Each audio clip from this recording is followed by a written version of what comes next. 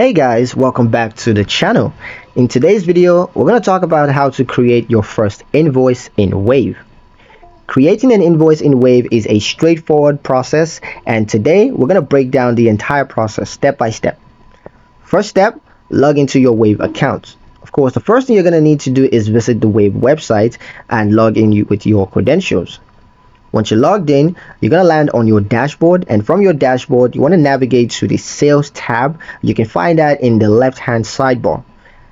From the drop down menu, you're going to click on invoices to open your invoice management screen. Once you're on the invoice page, click the create an invoice button, typically found on the top right of the screen. This is going to take you to the invoice editor. Next, add your customer's details. In the invoice editor, you'll be prompted to enter your customer's name and contact details, such as their address and email.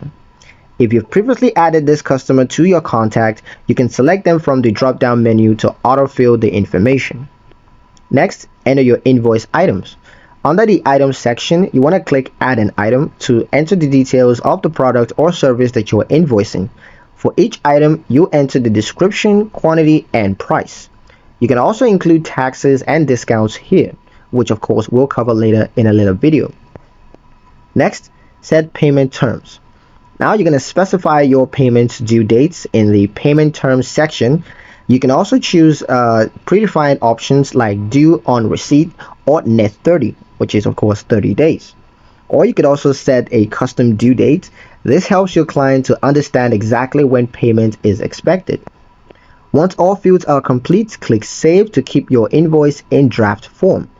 When you're ready, click Send to email it directly to your customer. And that's it. You've just created your first invoice in Wave. It's that simple.